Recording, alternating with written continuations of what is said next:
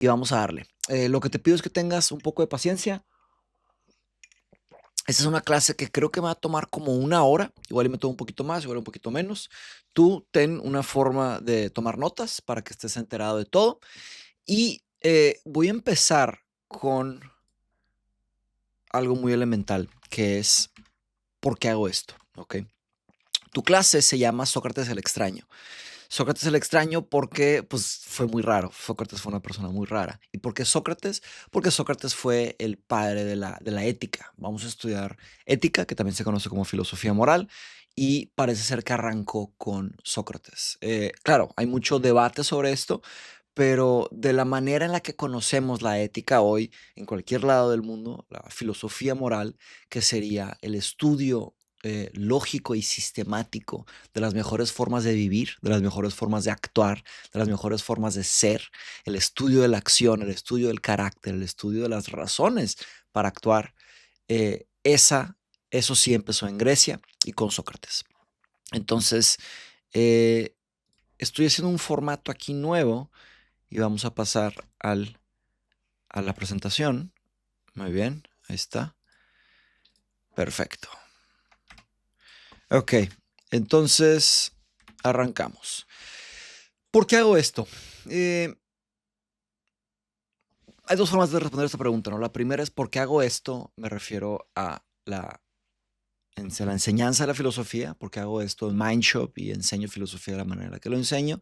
Y la respuesta es porque he encontrado un tipo de talento, un tipo de hogar, un tipo de manera de ser adentro de esto que se llama enseñanza filosófica. Aquí encontré lo que se llama en griego eudaimonía, que sería pues mis más elevadas capacidades. Yo la verdad aquí encontré un hogar, además de encontrar un trabajo, y yo pienso que pues, dar clases y enseñar aquí con ustedes y tener Mindshop y desarrollar Mindshop, que ahora se está convirtiendo en una fundación, que les platicaré, es algo realmente en donde puedo ser mi mejor versión y puedo darles lo mejor de mí. Entonces, por eso hago eso. Pero ¿por qué enseño filosofía moral? Porque la pregunta la puedo aplicar al contexto en el que estamos, ¿no? ¿Por qué enseño filosofía moral? Déjeme solo revisar aquí que esté todo en orden, sí. ¿Por qué enseño filosofía moral? Porque estamos en una crisis. Esto me queda claro. Tal vez siempre hemos estado en una crisis. La manera en la que actuamos los seres humanos a veces es confusa, a veces es pasional, a veces es oscura, a veces nos obligan, a veces nos engañan. Entonces creo que la forma en la que está el mundo, si abres las noticias, ves el periódico, vas a ver un mundo de confusión. No vas a ver en realidad claridad eh, si te pones a pensar seriamente las cosas, ¿no? Como, y luego te vas a tu vida y dices, oye, ¿cómo voy a actuar yo? Y pues es muy difícil, no es muy obvio. La verdad es que no nos enseñan a pensar racionalmente sobre cómo vivir, solamente nos avientan al mundo y nos dicen, vive, o ni nos dicen nada, nada más sales al mundo. A cada quien le toca una religión, a cada quien le toca una familia, a cada quien le toca un idioma, un país, una cultura, y te toca a ti crecer y averiguártelas. Entonces yo enseño filosofía moral porque pienso que es un tipo de eh, derecho humano, con un tipo de respeto que todos deberíamos de, por lo menos, que nos den las bases para poder pensar sobre cómo vamos a vivir, sobre qué queremos hacer, ¿verdad? Entonces, en esa nota, yo he concluido que incrementalmente quiero que mis cursos sean pues, más accesibles. Entonces estoy buscando donaciones. Y para hacer esto seriamente, pues tienes que hacer una fundación. De hecho, estoy viendo ahora que probablemente hay una parte tapada ahí del texto, pero pues no pasa nada. Se los leo. Te lo leo, mi estimado alumno. Estoy aquí para recordarte lo que una mente libre puede hacer. Yo quiero liberar tu mente. La historia de la humanidad ha sido una historia de control. Pienso que los dueños del mundo no quieren que aprendas a pensar, no quieren que aprendas a vivir. Esto no se me hace una teoría de conspiración porque podemos encontrar evidencia en cualquier sistema. Si piensas con cuidado en cualquier sistema, te vas a ver que sistema me refiero no solo a sistemas digitales, sino que sistemas sociales, culturales, políticos, educativos, cualquier tipo de sistema. Verás que son sistemas de control. pero especialmente el educativo veo que es así, porque no nos enseñan a pensar, nos enseñan simplemente a memorizar y simplemente responder, ¿verdad? Como les gustaría. Aplauden lo que sí les gusta y censuran lo que no les gusta que digas. Quieren que creamos que el mejor y más fácil vivir, es mejor y más fácil vivir una vida sin pensar. Yo estoy completamente en desacuerdo, ¿no? Para mí una vida sin pensar, una vida de ignorancia es una prisión. Te metes en mil problemas, te caes en todos los pozos. Tristemente mucha gente se la ha creído. Mucha gente se ha creído que es más fácil, más bonito, más divertido vivir sin pensar. Es peligrosísimo vivir sin pensar, especialmente sobre el tema de nosotros, el de la filosofía moral. Pensar sobre cómo actuar, pensar sobre cómo vivir. Yo quiero hacer exactamente lo contrario. Yo quiero que pienses por ti mismo. Ahora, si pudieras platicar con alguna máquina o algún experimento o algo, si pudieras hablar 10 minutos con el joven que yo era a mis 20, nunca te imaginarías que me convertiría en el adulto que soy hoy en día. No veo por qué esto no puede pasar con millones o quién sabe, miles de millones de jóvenes y adultos. ¿Por qué no, verdad? Yo me dedico a enseñarle a cualquier persona de cualquier edad, personas que estaban o están tan confundidas y distraídas como yo estaba a mis 20. Yo no creo que tenga nada especial, solo tuve un poco de suerte y me di cuenta de algunas cosas tarde, creo. Algunos dirán que temprano, pero yo creo que me di cuenta de algunas cosas tarde y decidí hacer cambios. Fui valiente. Ahora te pregunto, mi estimado alumno, ¿cómo sería México si algo así pasara con millones de personas? O Latinoamérica, o el mundo. ¿Cómo sería avanzar en 10 años lo que no hemos avanzado en 100 años? Estoy hablando sobre un tipo de revolución intelectual, un tipo de revolución moral, un tipo de revolución cognitiva. Eso es lo que quiero hacer, es lo que estoy haciendo, paso a paso, día tras día, mes tras mes. Llevamos 5 años, vamos a cumplir 6 ahorita en abril y juntos estamos haciendo algo enorme por el futuro de nuestra especie, no solo de nuestra cultura, de nuestra nación. Nos vamos a dedicar más que nunca y vamos a ser más valientes que nunca. Aquí Lara ya me dio la señal para... No sé si se alcance a ver aquí, Lara. Ok, siempre quiere que la recoja. Te presento Mindshop AC. Este año es el año en que nos convertimos en una AC. Estamos en trámites legales, pero ya que seamos una fundación, pues vamos a lograr hacer mucho más impacto. Entonces, las aportaciones que hagan al estudiar con nosotros, pues van a ir a un fondo y todo esto va a generar más y más becas y más impacto. En fin, nada más quería comentar esto. Ahora, pienso que al estudiar un curso, tú debes de estar bien informado, debes de ser como dice Chomsky, ¿no? Sobre una economía saludable, dice que debemos de ser consumidores bien informados tomando decisiones racionales. Entonces lo que voy a hacer es lo siguiente. Te voy a explicar el precio, ¿ok? Cuánto cuesta mi curso y te voy a explicar qué es el curso. Dos cosas importantísimas, ¿verdad? Y tercero, te voy a dar una clase gratis aquí. Sócrates el extraño, vamos a hablar de Sócrates, la historia de la filosofía moral y los campos, los subcampos de la disciplina de la filosofía moral. ¿Para qué? Para que entiendas cómo trabajo. Entonces vas a tener el precio, vas a tener qué es el curso, que incluye obviamente, y vas a tener una muestra de mi trabajo. Todo se maneja a través de Miriam o a través de nuestra página de internet. O sea, anota este teléfono, es mexicano, 52, ¿verdad? Es WhatsApp y ahí platicas con Miriam directamente. Nuestra página es mindshop.café, la página web, o mateusrosarin.com. Ahí también tienes encuentros todo. Importante, todas las clases que yo les dé y las mesas redondas las voy a grabar. Las voy a grabar las dos. Las clases van a ser pregrabadas y te las mando. Y las mesas redondas van a ser en vivo los domingos, ¿ok? A las 10 de la mañana. Sé que es un horario difícil, pero va a valer la pena. La verdad es que yo recompenso mucho a mis alumnos por su dedicación.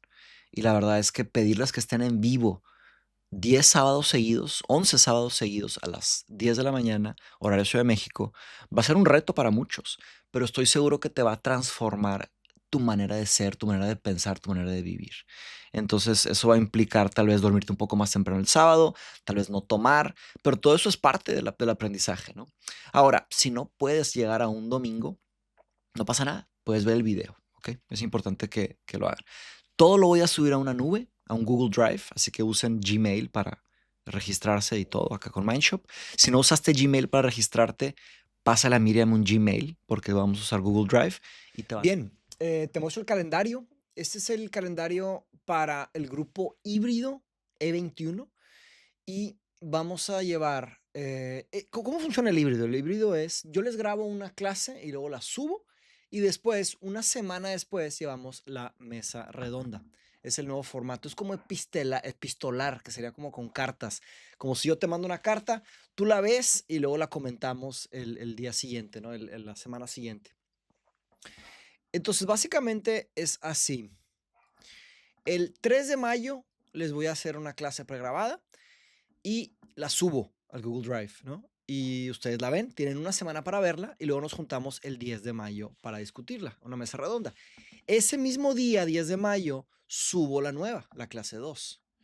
Y luego tienen una semana y así nos vamos. Mesa redonda, mesa redonda, clase. ¿Ok? Así nos vamos hasta el 19 de julio. 5 tutoriales. A ver, voy a regresar de este para acá. Estamos.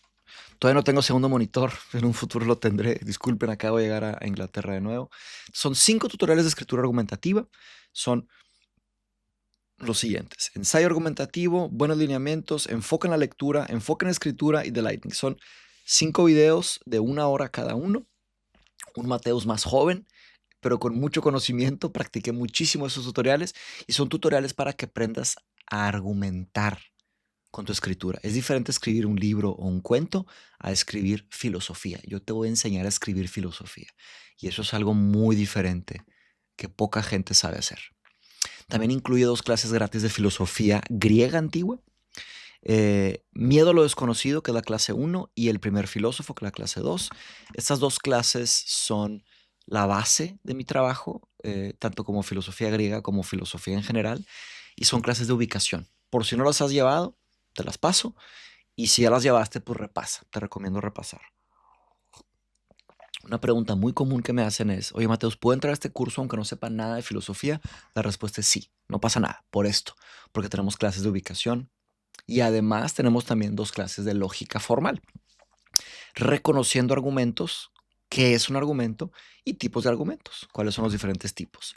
Todo esto viene gratis por mi cuenta, ¿ok? Al pagar el curso, al entrar al curso, recibes todo este material y lo puedes empezar a ver desde hoy. Ya puedes comprar el curso hoy. Muchos ya lo están comprando y hay mucha gente que ya lo tiene comprado y ya están viendo este material. Entonces, los tutoriales son, primero, hablamos sobre la palabra argumento, cómo difiere un argumento de una opinión o de una creencia o de una idea, ¿verdad? Y después, ya que sabes que es un argumento, ya que los reconoces, vamos a hablar de tipos. Hay diferentes tipos de argumentos. Bien. Al entrar a este curso también te estoy pasando toda la información para que sepas lo que incluye. Tienes 15% de descuento de por vida para estudiar conmigo. De hecho, los que ya son miembros van a tener descuento hoy, ¿verdad? 15 descuento de por vida. Todo lo que yo haga en mi vida vas a tener 15% de descuento y además vas a tener 5% de descuento en los viajes de filosofía y tecnología que hago, que se llama Mindshop Travel. Entonces son descuentos que tienes de por vida. Yo voy a seguir trabajando aquí toda mi vida y el resto de tu vida, si quieres participar de esos proyectos y aprender conmigo, esa es mi forma de darte las gracias totales. Este grupo incluye un taller sobre la soberanía cognitiva. Este es un nuevo concepto que yo estoy investigando que me interesa muchísimo y tiene que ver con la inteligencia artificial. La cognición humana funciona como un tipo de sinfonía. Necesita una serie de piezas para que te permita a ti tener una buena cognición, para pensar, ¿verdad? De la mejor forma posible. Pero si hay alguna parte desafinada o un instrumento no se presenta, pues empiezas a sufrir en tu cognición. Entonces, estoy estudiando y voy a hacer el taller sobre esto. Digo, ya lo hice la primera versión, lo voy a refinar y lo voy a preparar para ustedes. al final de este curso les voy a dar gratis un taller sobre soberanía cognitiva para que nos podamos proteger de todos estos ataques y avances de la inteligencia artificial. Bien. Bien, esos son los precios del curso. Esos son los precios. Si pagas antes del 29 de abril, te toca el precio llamado Early Bird. ¿Okay? Tienes hasta el 29 de abril. Es este precio de aquí, 2,275 pesos o $141. Tienes hasta la medianoche el 29 de abril para aprovechar el descuento y ya empezar, porque ya hay material ahí arriba para que puedes ir aprendiendo. En México es Scotiabank, internacionales es PayPal, tiene una comisión y puedes comprar en nuestra tienda también, mindshow.café/tienda. Ese es el mejor precio que he dado, el precio más atractivo que he dado. Si pagas después del 29 de abril, te sale más caro, es 2,450 pesos o $151. Esto es después del 29 de abril a las 12 de la noche. Mismos términos y condiciones.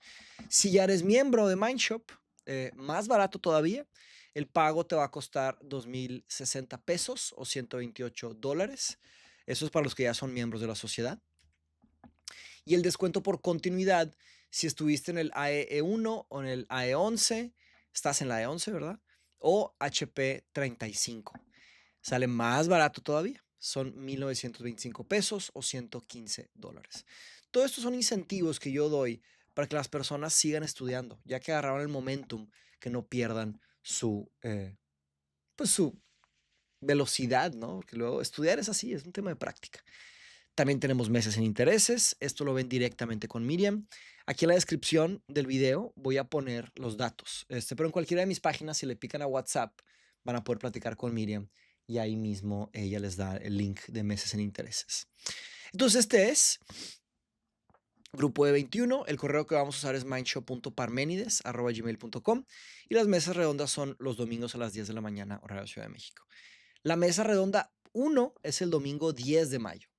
Pero acuérdense que subo la clase una semana antes, ¿verdad? Entonces el 3 de mayo subo la primera clase.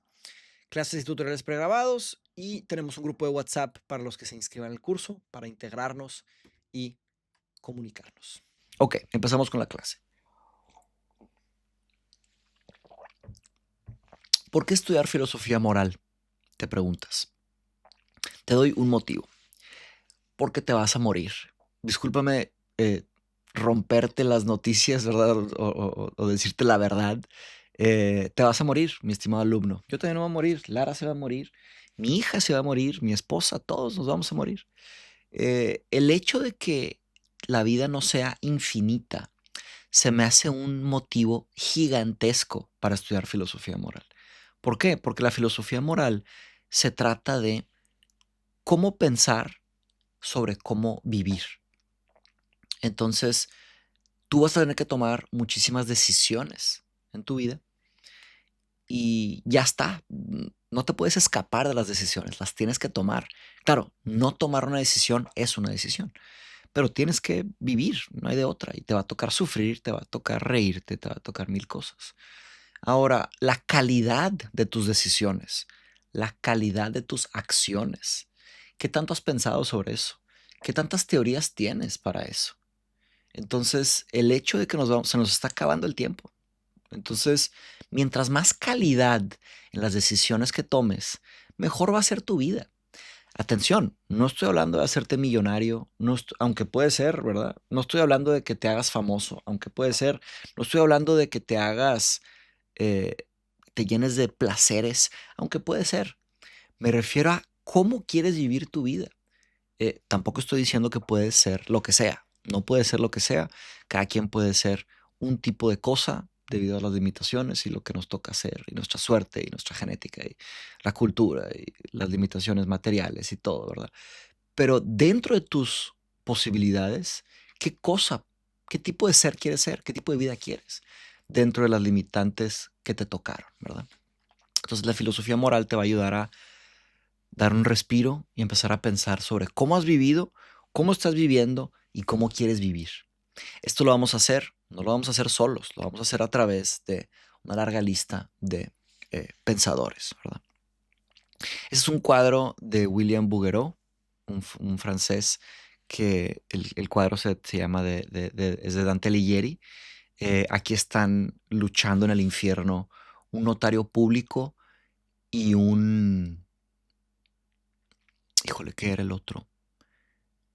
Era un notario público. A ver, dame un segundo. Quiero decírselos bien esto para que lo tengan. Aquí lo tengo en un segundito. Sí. Y un hereje. Sí. Interesante que se me olvidó. Pero en fin. Vamos aquí. Mm, Déjenme hago esto un poco más chico. Disculpen las fallas técnicas. Esto es edición en vivo. Live editing. Ahí está. Ok. Muy bien. Solo para saber si estamos grabando bien. Un hereje y un notario público. ¿Por qué un hereje y un notario público? Pues hay que meternos a la historia del arte, ¿verdad? De Bouguereau. Pero, pues, ¿por qué acabar en el infierno? Te puedes imaginar, ¿verdad? Pues hereje, el tema de la religión, el tema de romper, pues, obviamente, con las normas de Dios.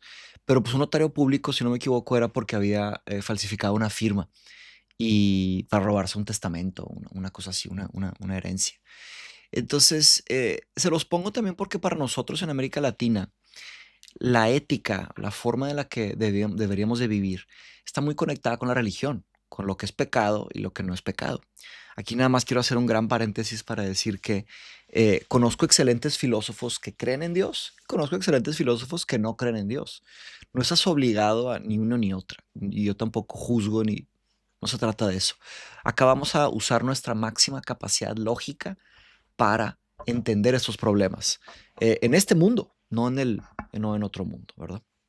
Obviamente, este curso no se trata de indoctrinarte, de decirte que tienes que pensar así. No, vamos a explorar ideas.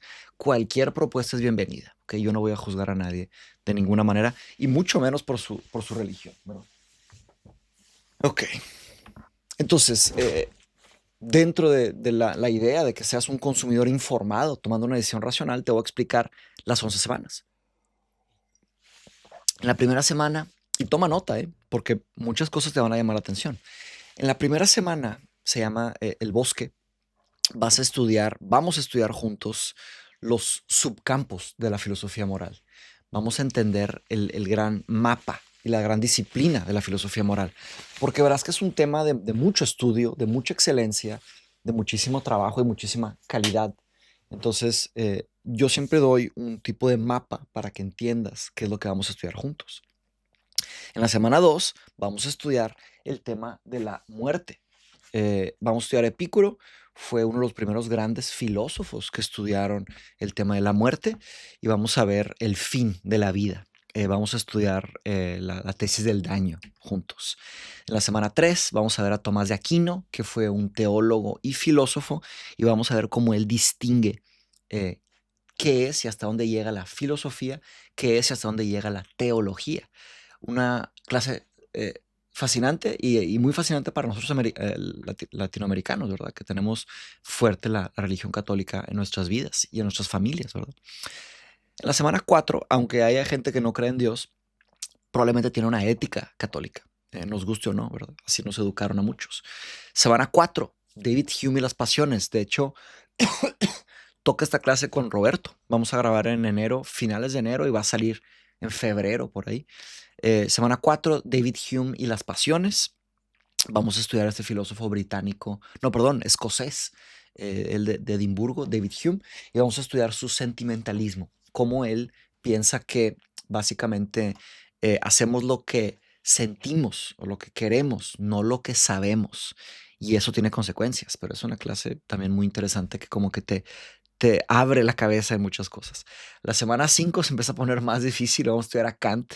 Sí, aunque no hayas estudiado nada de filosofía, te voy a dar una introducción a Kant. Kant, el idealista, pero le llamo el idealista no porque sea un idealista filosófico como Platón, ¿verdad? El idealismo es una idea metafísica, ¿no? Yo le llamo a Kant un idealista en el sentido de que lo usamos coloquialmente, como en el día a día, ¿no? Como le dices a un amigo, oye, ¿qué idealista eres, verdad? ¿Cómo sueñas? Y lo digo por el imperativo categórico, ¿no? El imperativo categórico de Kant. Una vez que lo entiendes y te lo tomas en serio, dices, uff, es bien difícil vivir así. Pensar que todos los seres humanos debamos o podamos vivir como Kant pide es una gran exigencia, pero es fantástica, es una teoría fantástica. Kant en realidad, por algo, es quien es, ¿verdad? La semana 6 estudiamos a otros de los filósofos más famosos de la historia también. Hay gente que lo odia, hay gente que lo ama. Yo te invito a que no tomes ninguna postura. Me refiero, por supuesto, a Marx, Karl Marx. La clase se llama The Revolutionist. Yo le puse un título como teátrico a cada clase para invitarte a que tu imaginación vuele y que en realidad te conectes con lo que hacemos, ¿no? Con lo que estamos haciendo juntos. Porque vamos a colaborar, ¿no? Entre los alumnos y el maestro se colabora. Ahí es donde sucede la enseñanza y el aprendizaje, pienso yo. Si no, pues está muy difícil. Entonces, en fin, la semana 6 estudiamos a Marx con su materialismo histórico y también vamos a estudiar la alienación del trabajador en 4 formas, cómo estamos alienados por culpa del capitalismo según Marx. En la semana 7 vamos a estudiar a Nietzsche y decidí escoger pues, una idea trascendental de Nietzsche, que es la muerte de Dios, una idea muy importante que pienso que todos deberíamos de entender. Y obviamente les voy a dar una introducción de todo, ¿verdad? Vamos a ver, cada clase tiene su introducción, su matiz, explico un poco la vida del filósofo. Especialmente en filosofía moral, es más importante que sepas un poco de la vida de cada filósofo. Se aprende muchísimo. Yo he aprendido muchísimo en mi vida al estudiar biografías, entonces me fascina, me apasiona, además de la historia, la biografía y la filosofía. Entonces, en la semana 8 estudiamos el colectivo. El colectivo es la clase de Ayn Rand, es un nombre irónico porque ella no era una colectivista, ella era más bien una egoísta ética.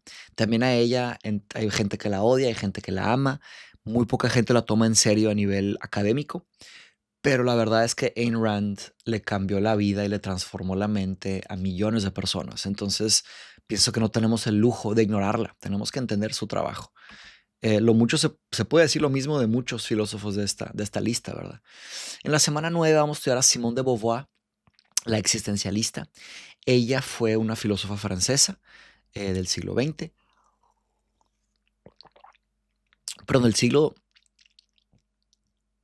XIX, discúlpeme, del siglo XIX. Y básicamente ella pues, tiene mucho que enseñarnos, ¿no? No solo con el feminismo, sino que también con el existencialismo. En la semana 10 estudiamos a Derek Parfit, el eticista. Derek Parfit fue un filósofo increíblemente famoso a nivel académico, no famoso en Twitter o en Instagram. eh, Mucho que aprender de Parfit. Vamos a estudiar la ética de población. Y cerramos la semana 11 con broche de oro con Peter Singer, filósofo vivo y activo, que escribe sobre la liberación de los animales. Filósofo muy controversial también, muy controversial. En fin, la ética de los animales, tal vez no debería poner un elefante ahí, se trata de cualquier animal y verán lo importante que es y lo raro que hemos sido con los animales y somos hasta la fecha con los animales. Ahora sí, ya les expliqué el precio, ya les expliqué mis intenciones, ya les expliqué lo que es el curso. Cada clase tiene su tarea, su lectura, van a estar en un grupo híbrido. Creo que queda claro. Pasemos ahora a una clase de historia de la filosofía moral de Sócrates. A esta clase le denomino Sócrates el extraño. El índice para esta clase y todas mis clases es el siguiente. Tendremos un calentamiento.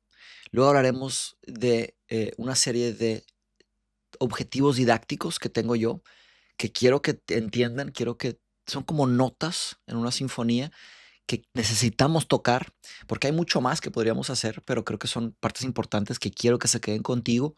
Obviamente eso es el principio, es el principio de muchas investigaciones tuyas, pero quiero que sea un buen principio. Entonces vamos a platicar de Sócrates sobre una cosa extraña, una certeza, el famoso problema socrático. Vamos a hablar de los 3 grandes literaturas secundarias, los 3 grandes escritores de Sócrates. Aristófanes, que fue un dramaturgo, Genofonte, que fue un historiador, y Platón, que fue su alumno y fue filósofo, ¿verdad? De eso vamos a platicar de Sócrates en sí. Claro que a lo largo de toda la clase voy a platicar sobre Sócrates. Cerramos con la joya de la corona, el método socrático. Luego pasamos a un enfriamiento y listo. Esa es la clase de hoy. Las preguntas de reflexión. Espero estés tomando nota, ¿eh? Aprovecha. Esto ya empezó el aprendizaje. Ya aprende desde aquí. Estas preguntas no son tarea ni nada, son preguntas de reflexión que las he empezado a incorporar a mis clases, que son preguntas para que te lleves a una caminata o a un día que quieras meditar, ¿verdad? Que quieras pensar, meditar filosóficamente, no meditar de otra manera. Porque meditar de otra manera no piensas en nada, esa es la idea. O si un día te quedas despierto en la noche, puedes pensar sobre esto en vez de preocuparte o angustiarte sobre la vida. ¿Por qué fue tan importante Sócrates? Segunda, ¿qué hace la filosofía moral en el mundo? ¿Qué hace en el mundo la filosofía moral? Me refiero a cómo actúa en el mundo. Y la otra es qué produce la filosofía moral. Cuando hacemos filosofía moral, sea filosofando, sea estudiando, sea escribiendo, ¿qué estamos produciendo? ¿Cuál es el producto? ¿Ok? Entonces, la diferencia entre la pregunta 2 y la 3, la pregunta 2 es cómo es la parte aplicada en el mundo, en los colectivos, en las culturas de la filosofía moral. Y la otra es cuando tú haces filosofía moral, ¿qué produces? Bien, para que lo distingas a nivel individual, a nivel colectivo. El calentamiento, que son estas frases que yo uso para detonar el pensamiento, son frases a veces famosas, a veces no. Hoy toco una frase muy famosa. La vida no examinada no merece ser vivida. Esta frase se atribuye a Sócrates y parece ser, no parece ser, está en la Apología de Sócrates escrita por Platón. Ahora, ya estudiaremos a Platón en la clase, no hay clase de Platón, pero ya platicaremos de Platón cuando quieran. En cualquier mesa redonda podemos platicar de Platón, pero Platón utiliza a Sócrates como un personaje en sus diálogos, se llaman diálogos platónicos, ¿verdad? No, perdón, hay quien le dicen diálogos platónicos, pero no es lo correcto. Lo correcto es decir diálogos socráticos escritos por Platón. ¿Por qué diálogos socráticos? Porque tienen el método socrático. Verán que el método socrático también lo aplicaron otros escritores. Entonces hay diálogos socráticos escritos por otros. Los de Platón son los más famosos, ¿ok? Pero en fin, ¿qué es una vida sin examinar? Es una vida sin reflexión. Es una vida que la vives en piloto automático. Vives lo que te dicen que tienes que vivir. Vives lo que el gobierno quiere para ti, lo que las empresas quieren para ti, etcétera. Sócrates nos dice, o lo que las religiones quieren para ti. Sócrates dice, no, busca reflexionar y en la reflexión te vas a conocer a ti y vas a entender un poco mejor qué es lo que tú quieres para tu vida. No lo que quieren tus papás, no lo que quieren tus primas, tus primos, tus vecinas, tus vecinos, tu presidente, tus maestros, no, lo que quieres tú para tu vida. Sócrates pensaba que la única vida que merece ser vivida es la vida con reflexión. Nadie nos dice que podemos pensar sobre cómo vivir. Eh, los filósofos nos dicen que sí. Yo te digo que sí. Hay mucho que puedes hacer dentro de los límites. Ahora, atención, no estoy diciendo que le faltes el respeto a tus papás, que le faltes el respeto a tu gobierno, o que rompas la ley, o que le faltes el respeto a tus maestros. No, no, no. Respeta a todos, pero con mucho respeto también puedes proponer otras ideas. Respétate a ti mismo también. ¿Por qué no? ¿Verdad? A medida que vamos creciendo y madurando, vemos que hay formas de vivir, hay muchas formas de vivir. ¿Por qué hacer una forma de vivir o tener una forma de vivir sin la reflexión? La filosofía, hasta antes de Sócrates, me refiero a filosofía presocrática y griega. Sí hay otras filosofías, pero el concepto de filosofía viene de los griegos. La palabra filosofía es una palabra griega. Entonces los griegos fueron los que desarrollaron este concepto hasta sus máximas expresiones. Ahora, ya que lo entendimos, podemos ver este concepto en otras culturas, ¿verdad? Pero los griegos llegaron muy, muy lejos, muy, muy rápido. y hace muchísimo tiempo. Entonces, en fin, debemos mucho a los griegos, ¿no? Hasta los asiáticos, los africanos, los latinoamericanos, los europeos, todos debemos mucho a los griegos porque ellos desarrollaron muchas ideas muy refinadas. No sé cómo le hicieron. Muchas ideas matemáticas, políticas, históricas, obviamente académicas, filosóficas, sociales, psicológicas, em, de felicidad, de sufrimiento. Hay muchísimo que aprender de ellos. Pero en fin, antes de Sócrates, lo que se hacía básicamente era metafísica y epistemología. Luego platicaremos sobre eso también si quieren. En las clases gratis de filosofía griega van a entender eso. Pero Sócrates es el que, como lo dijo el poeta romano Cicerón, tomó la filosofía de los cielos y se la trajo a nuestras casas. ¿A qué se refiere con esto el poeta? Se refiere a que Sócrates dijo, bien, bien, bien, todas esas ideas que tienen sobre cómo, qué es la realidad y que si somos libres y qué es conocimiento, vamos a usar esas ideas para vivir bien, eh, para actuar, para examinarnos, para ser, ¿no? Para desarrollar tu carácter. Eso es filosofía moral. Por eso se considera a Sócrates como el padre de la filosofía moral. Ahora, yo no solo enseño filosofía, sino que yo también enseño historia. Yo enseño historia de la filosofía.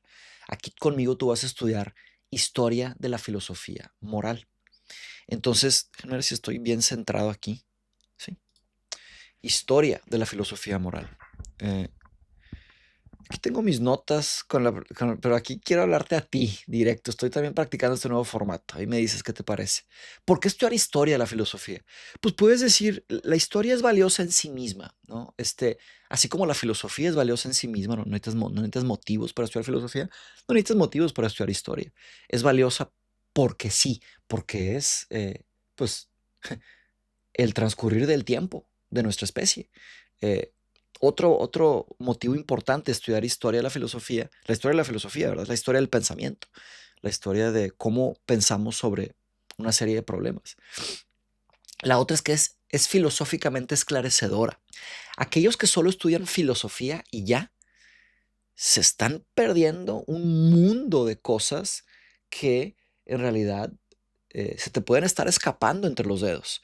Si estudias la historia de la filosofía moral, vas a ver cómo la filosofía moral fue cambiando a través de culturas, guerras, naciones, ideas, a través del tiempo.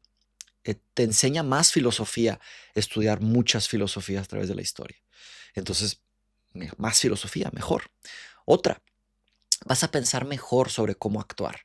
Al estudiar la historia de la filosofía, vas a estudiar un mundo de vidas de pensadores que tuvieron que decidir cómo vivir. Entonces, comparas estas vidas, comparas estas culturas con la tuya todo el tiempo, como un espejo. Entonces vas a actuar mejor. Otra, practicas lógica, porque es una lógica histórica. No es solamente pensar, oye, ¿qué pensó este pensador o qué quiso decir con esto? Sino que es, ¿qué pensó en su época? Y es un ejercicio lógico increíble. Tienes que tener mucha flexibilidad cognitiva para brincarte de época en época, de cultura en cultura. Otra, pienso yo que vives mejor. Pienso que vives mejor porque el producto del estudio de la historia de la filosofía es en gran medida una energía, te da una inspiración, te da unas ganas, porque te das cuenta, esto me pasó a mí, me sigue pasando todo el tiempo, te das cuenta que hay gente que ha hecho cosas increíbles con su pensamiento, con su escritura, con su parte oral, con su voz, ¿verdad? Con su escucha. Y dices, oye, quiero vivir mejor, quiero vivir una mejor vida, quiero hacer cosas más increíbles. Es increíble, es como un tipo de fuego, un tipo de flama que he entendido y no he parado de compartir desde que la entendí. Creo que sabes a lo que me refiero. Y lo otro es que expande tu entendimiento. Se dice que la filosofía te ayuda a profundizar y a entender ciertas cosas. La historia te expande tu entendimiento. Digamos que con la filosofía encuentras profundidad y con la historia expandes esa profundidad, te da amplitud. Por eso me fascina la historia. Puedes decir, Mateus, ¿de qué me importan esos miles de muertos que ya no existen? ¿Para qué? ¿Verdad? No tienes idea de lo lejos que se ha llegado en el pensamiento. Nosotros, porque tenemos poco tiempo y por la forma en la que está el mundo, no tenemos la capacidad de llegar tan lejos. Por eso los estudiamos a estas personas. Y ya que estudiamos todo lo que hicieron, pues ya vives con el tiempo que tienes, con la actitud que puedes, ¿verdad? Hablemos de una cosa extraña de Sócrates, que me encanta, que me identifico mucho. Sócrates insiste categóricamente que no era un maestro. Por lo menos lo que se decía que era un maestro en la época. Yo argumento que él era un verdadero maestro, no era un maestro como se dice en esa época o como se dice hoy. Curiosamente, los maestros en esa época eran como hoy, eran como, pensaban que los alumnos eran como, pues, tazas vacías. Entonces el maestro es un tipo de contenedor que viene y te pone conocimiento y tú te vas con una taza llena, ¿verdad?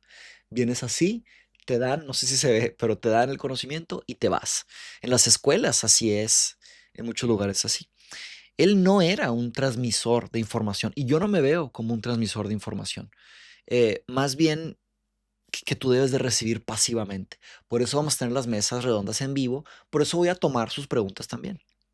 Entonces, eh, yo me copio de Sócrates, la verdad, no es una idea mía, pero ya que la entendí la idea de Sócrates, me copio, porque yo no quiero ser un tipo de contenedor que te pasa un contenido. También por eso me molesta mucho el tema de los creadores de contenido, igual y por eso me molesta tanto, porque yo pienso que para que suceda el aprendizaje tiene que haber fricción, tiene que haber crítica, tiene que haber contraargumento, con mucho respeto. No se trata de humillar, no se trata de abusar, no se trata de presumir, quién sabe más. No, no, no. Se trata de aprender. Y para aprender hay que preguntar, hay que cuestionar, hay que tomar notas, se necesita fricción, ¿verdad? Entonces, por eso mis mesas redondas, ¿no? Entonces, los jóvenes acabaron imitando a Sócrates, pero a veces los jóvenes, como no tenían el tacto o el conocimiento de Sócrates, iban y trataban de utilizar el método socrático con gente, políticos o famosos, etcétera. Entonces, pues se metían en problemas. Los jóvenes y luego Sócrates. Por si no saben la historia de Sócrates, él acabó con muchos problemas. Entonces, una cosa extraña, que él no pensaba que era un maestro, pero en realidad fue el maestro, el maestro de maestros, que me encantaría que me digan así algún día, pero me falta mucho para llegar a ser un maestro de maestros. He pensado también en dar descuentos a los maestros o hacer grupos de estudios solo para maestros o dar un año entero de clases solo a maestros. En fin, eh, hay que tener ambiciones en la vida. Hay que tener ambiciones en la vida. Primero mi doctorado, pero en fin. Una certeza. Hablamos de una cosa extraña, ahora hablemos de una certeza. Incluso entre la gente que conoció a Sócrates había un desacuerdo. La gente no estaba de acuerdo. Unos decían que era una cosa, unos decían que era otra. Y es raro eso, ¿no? ¿Quién eres? Te pregunto, mi estimado alumno. Y si le preguntan a 40 personas, ¿quién eres? ¿Qué responderían? Es una pregunta que me apasiona mucho. De hecho, por eso tal vez hice mi documental. Estoy produciendo un documental sobre un poco de mi vida. Sale ahorita, si todo sale bien, sale en enero. Se va a llamar Sangre y Suerte, como mi libro, como este, como Sangre y Suerte y como mi podcast. Eh, pero entrevisté a muchos seres queridos y la pregunta es quién eres, ¿no? O quién piensa la gente que eres. Todo lo que tenemos de Sócrates apunta a diferentes cosas de Sócrates o diferentes Sócrates. De hecho, es el problema socrático. ¿Quién era Sócrates en realidad? Eh, pero en fin, se insinúa que diferentes personas, pues básicamente no estaban de acuerdo en lo que era. Una de las salidas a este problema es que parece ser que Sócrates, dependiendo con la persona en la que estaba, usaba un tipo de lenguaje y actuaba de un tipo de manera. Se preocupaba mucho con entender a los demás. Es una cosa que heredé de Sócrates. A mí me encanta eso. Verán que yo he aprendido muchísimo y me he copiado muchísimo de todos estos filósofos. Y digo copiado porque pues, no le veo nada de malo. Yo creo que en la vida te toca encontrar excelencia y, y practicarla, ¿verdad? Pero a través de todas estas prácticas y copias debes de buscar autenticidad, debes de buscar ser original, ¿ok? Entonces, en fin, están los socráticos mayores, que serían Genofonte, Aristófanes y Platón, y están los socráticos menores. No que sean menos importantes, pero tenemos menos material de ellos. Tenemos muy poquito. Los socráticos menores serían otras personas que escribieron sobre Sócrates. Y te puedes preguntar, mi estimado alumno, ¿dónde está lo que escribió Sócrates? No escribió nada. Parece ser que no escribió nada porque no quiso escribir nada. Platón registra esto, documenta esto, o puede ser que haya una gran equivocación histórica y Sócrates sí escribió algo y se perdió. Eh, Probablemente es la primera, probablemente todo indica que es la primera, que él no quiso escribir, porque tuvo muchísima oportunidad y tenía muchísima gente muy querida. Parece ser que si hubiera escrito algo lo hubieran preservado. Quién sabe, ¿verdad? Es muy difícil, fue muy, muy atrás. Entonces, una certeza de Sócrates. Entonces, con la excepción, digo, esto es como una certeza es un desacuerdo, ¿verdad? Pero lo que está ahora sí indiscutible es que con la excepción de los epicúreos, de los que seguían la filosofía o escribían filosofía epicureísta, que sería de Epicuro, todas, con excepción de Epicuro, todas las escuelas filosóficas de la antigüedad, cualquier orientación que tenga, venían de Sócrates o lo veían como su verdadero fundador o un tipo de modelo ideal de lo que deberíamos de aspirar. Sócrates se volvió increíblemente eh, famoso, filosóficamente hablando. Se volvió una persona aspiracional a querer ser como Sócrates y se fundaron muchísimas escuelas con lo que él fue. Pues el platonismo, el escepticismo, hasta el epicureísmo en algún sentido, pero es que hay una diferencia de Epicuro y el epicureísmo, ¿verdad? El epicureísmo, pues más adelante en Roma se hace algo diferente. Pero Epicuro definitivamente aprendió mucho de Sócrates. El aristotelismo, ¿verdad? El cinismo, ¿verdad? Muchísima gente aprendió con él. Entonces, definitivamente fue una persona, pues, increíble por lo que hizo, lo que vivió, etcétera. ¿Ok? Entonces, todo esto les estoy enseñando para que vean los detalles y los matices que hay para aprender de una persona, ¿verdad? Ahora, el problema socrático. Esto nos va a ayudar a entender más a Sócrates y seguir aprendiendo de Sócrates. Hay tres grandes fuentes. Aristófanes, que fue un dramaturgo, hacía obras de teatro. Genofonte, que fue un historiador de bélico y también filosófico, más que nada bélico. Y Platón, que fue su alumno, filósofo también. Cada uno de ellos tenía diferentes formas de vivir, diferentes profesiones, y cada uno de ellos lo conoció de diferente manera. Lo que tenemos de cada uno de ellos nos enseña un poco más sobre Sócrates. Aristófanes, y cada uno tiene sus virtudes y vicios ante Sócrates, ¿verdad? Aristófanes fue el único que lo conoció realmente en su plena madurez.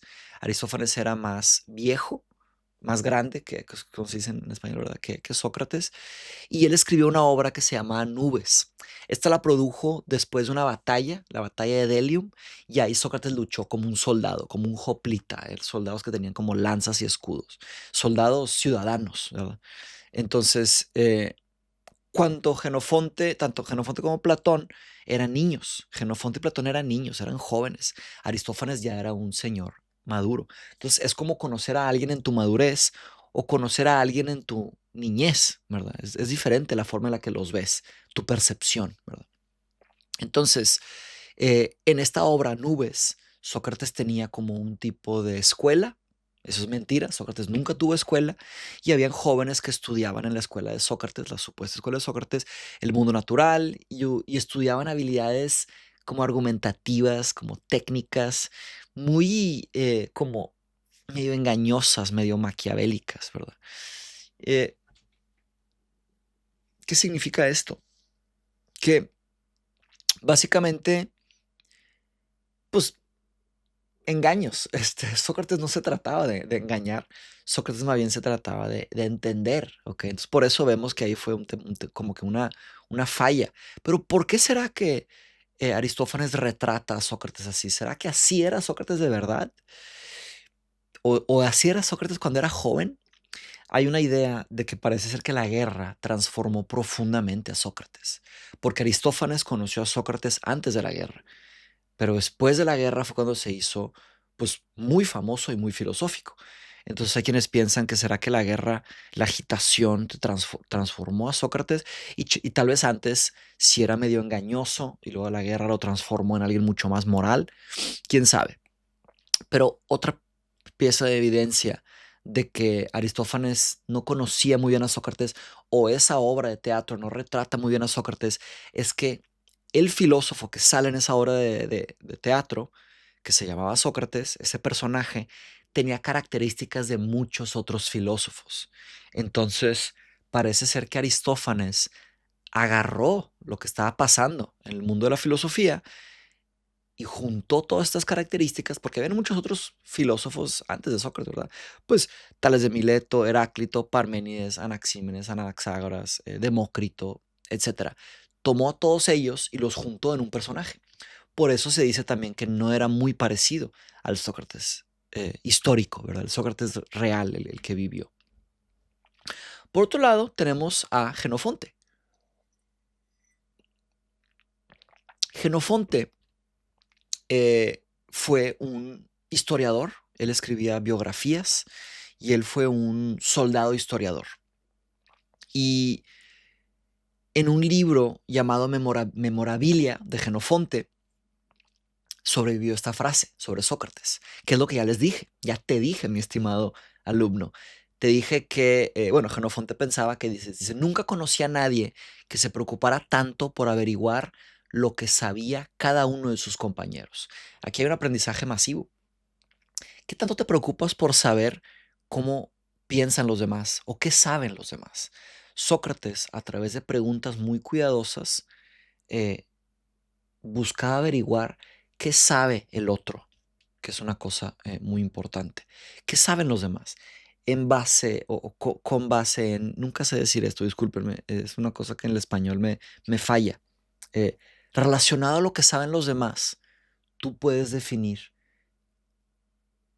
qué puedes decir, qué puedes platicar, qué creen los demás, qué saben los demás. Es una cosa muy, muy importante. Entonces, la manera en la que tú abordas lo que los demás saben, pues te muestra ciertos límites de lo que puedes decir, lo que puedes saber, lo que puedes platicar, ¿no? Cambia tu existencia al preocuparte por lo que saben los demás. Cambia tu propia vida, ¿verdad? Si es que decides preocuparte por lo que saben los demás. Parece ser que Sócrates le preocupaba muchísimo lo que saben y no saben los demás. Entonces, algo que fortalece el testimonio de Genofonte es que él era un historiador. Entonces, su Helénica, su historia de Grecia, es una muy buena fuente, es de las principales fuentes para estudiar la historia del periodo. Entonces, pues era un gran historiador. Entonces, lo que escribe Genofonte, pues, pues sí se respeta. Pero hay dos detalles problemáticos de lo que escribe Genofonte. Primero, que Genofonte pone a Sócrates como alguien muy poco impresionante. Y eso está raro, hay como que un conflicto. Si es verdad que fue muy poco impresionante Sócrates, ¿por qué inspiró a tanta gente, a millones? Hay algo que no cuadra ahí. Genofonte vivía lejos de Atenas, no vivía, entonces eso es lo otro, que Genofonte vivía 15 kilómetros lejos de Atenas, entonces, y estaba muy interesado en caballos, entonces, y en guerra, no está exactamente interesado en la filosofía. Entonces, pues no tuvo tantas horas con Sócrates como otros. Eso significa que tal vez no tenga el máximo, mayor testimonio o autoridad para realmente conocer a, a Sócrates. Pregúntense eso. Por ejemplo, las redes sociales. ¿A quiénes piensan que ustedes conocen en las redes sociales? Es una cosa lo que se ve en redes sociales y es otra cosa lo que la persona es. ¿Realmente sabes quién es esa persona? ¿O solo ves lo editado que está ahí? ¿Verdad? Cuidado. En fin, esas dos cosas debilitan el testimonio de Jenofonte. Ahora Platón, pues se defiende el testimonio de Platón por muchos motivos. Primero, era filósofo, entonces conocía a Sócrates filosóficamente. Los tipos de conversaciones que pudieron haber tenido Platón y Sócrates, porque también Platón estuvo muchos años con Sócrates desde muy joven hasta cierta edad y luego ya fallece Sócrates, son muy diferentes. Hay un tipo de acceso privilegiado por el simple hecho de ser filósofo, ¿no? Ahora, atención, Platón tenía como 25 años cuando Sócrates fue juzgado y ejecutado. Entonces, lo conoció ya cuando Sócrates era grande. Eh, pero después, el resto de la vida de Platón se dedicó a estudiar filosofía y a enseñar filosofía y a preservar filosofía. Entonces, Platón, a diferencia de Jenofonte y a diferencia de Aristófanes, dedicó su vida entera a retratar y a estudiar y a criticar y a rechazar todo esto. Entonces, ese es un gran motivo de por qué Platón se considera como la máxima autoridad sobre Sócrates. Ahora hay que tener cuidado. El Platón temprano, sí su trabajo se asemeja o es mucho de lo que Sócrates pensaba, y el trabajo tardío de Platón, ahí sí, hay un personaje que se llama Sócrates, pero básicamente es Platón, ¿verdad? Claro que hay matices, pero ese es el problema socrático. El problema socrático es quién fue Sócrates. Al entender todo esto, entendemos cómo vivió, cómo pensaba, cómo actuaba, ¿verdad? Entonces, otra cosa importantísima de Platón es que si tú lees los diálogos socráticos escritos por Platón y te metes a los temas históricos, vas a ver que Platón, todos los nombres, todos los lugares, las relaciones familiares, las amistades, todo eso son increíblemente precisas. Los lugares, todo lo que escribió Platón, por eso ha sobrevivido, porque Platón se preocupaba profundamente con la verdad. ¿Qué es verdad? ¿Qué es mentira? Ya que entienden la filosofía de Platón, van a entender por qué es muy fácil decir esto. Entonces, Platón realmente tenía un tipo de rechazo por la ilusión, por la mentira, por el engaño. Por eso chocaba tanto con la política. Pero por eso también hizo la filosofía política, que sería la investigación de las mejores explicaciones racionales y filosóficas sobre cuestiones políticas, ¿verdad? Platón sería uno de los padres de la filosofía política, ¿verdad? Pero bueno, en fin, se preocupó con mucha precisión en retratar la vida de Sócrates. Muy bien, ahora pasamos a Sócrates. ¿Qué sabemos de él? Sabemos que no escribió nada, pero cambió para siempre la concepción de la filosofía, con este gran parteaguas. Hay un parteaguas. Por eso Sócrates y los presocráticos, ¿no? Es una clasificación muy fuerte, porque el trabajo sobre cómo vivir, sobre filosofía moral, arranca con Sócrates.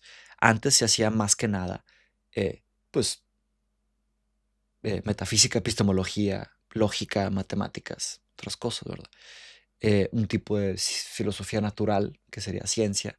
Pocos, ¿verdad? Hacían esto.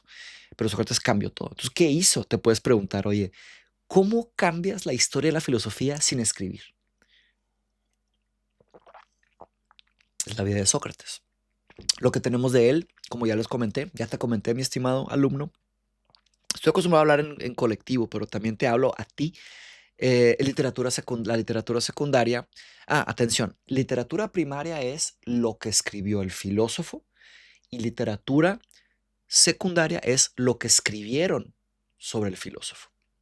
Entonces, lo que escribieron sobre el filósofo más que nada viene de Aristófanes, Jenofonte y Platón.